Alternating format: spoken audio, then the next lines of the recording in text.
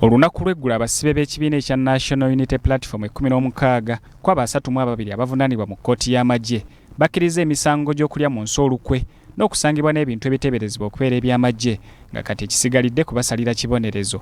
Bano beegasse ku basibe bannaabwe abalala abasatu abavunaanwa ku misango gye gimu nga bano be basooka okukkiriza emisango gino kkooti n'ebasalira okusibwa emyaka 5 wabula olw'okuba baali bamaze mu kkomera ebbanga eriwera bagenda kusibwa emyezi 2 gyokka.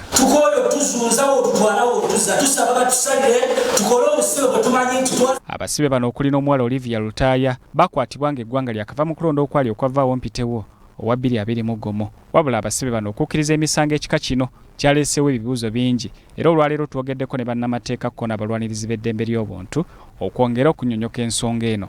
Okubeera nti bakkiriza emisango gye bataakola babadde bagula bafune eddembe naye ng'ate eddembe lyaffe Katonda yalituwa eddembe lya buli muntu olina kubeera n'eddembe tolina kubeera nga waliwo omuntu akaka okukola ekintu kyonna kubanga omusango okukkiriza gwe kennyini nga kivudde ku ntobo ya mutima gwo tiwagukola kati bwebanga bagenda kusalirwa kuba nti bakkiriza si kubanga obujulizi obwaleeteddwa kiraga bulazi nti n'obujulizi bwennyini tebuliiwo. Kati bwebanga obujulizi bwennyini tebuliiwo kakati kiba kitegeeza nti ddala tibayinza kuba na bwenkanya mu bibonerezo bye bagenda okufuna. Akulira ekibiina ekirwanirira eddembe ly'obuntu ki Foundation for Human Rights Initiative Dr. Livingstone Sewanyana ategeezezza nti yeewuunyizza nnyo ekyatuuse ku basibe bano abamaze emyaka 4 mu nkomyo nga bagamba tibalina misango ate okwekyusa ne bakkiriza emisango mu kaseera kano.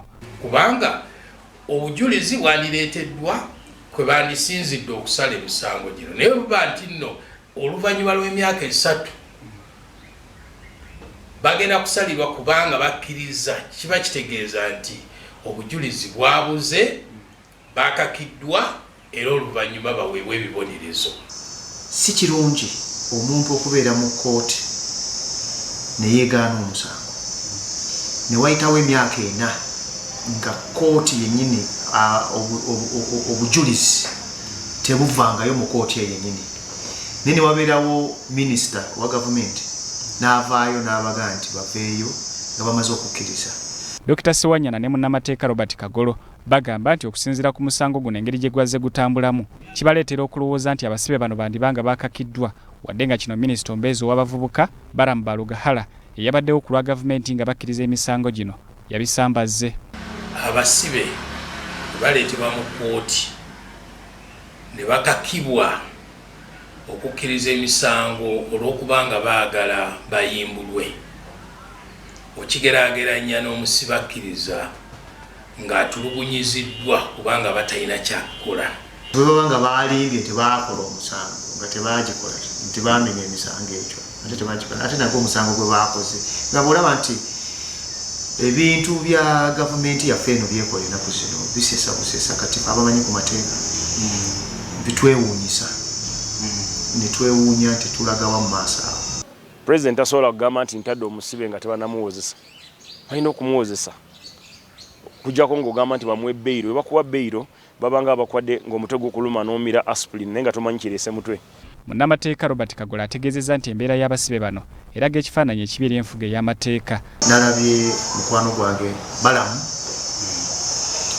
yabaddeyo mbu n'ayogera nabo alabika ye yabakonvinsinze okubeera nti bakkiriza emisango gye bataakola. Kibi nnyo kiraga obutabeera gavumenti eno okuba nti enkola yaayo tekolera mu mateeka. Kati ekirindiriddwa kwe kulaba kibonerezo ky'ekigenda okuweebwa abasibe bano abakkiriza emisango gino nga basuubirwa okudda mu kkooti e Makindye nga 21 omwezi guno. Wabula minisita Bannamateeka yategeezezza nti singa abasibe bano babasalira ekibonerezo wakwogerezeganya ne Pulezidenti Museveni abasonyiwe ng'akozesa obuyinza bw'obumuwe bwa ssemateeka basobole okuyimbulwa. Zubairi Lwalira, BBS Terefayina, Ageesigika.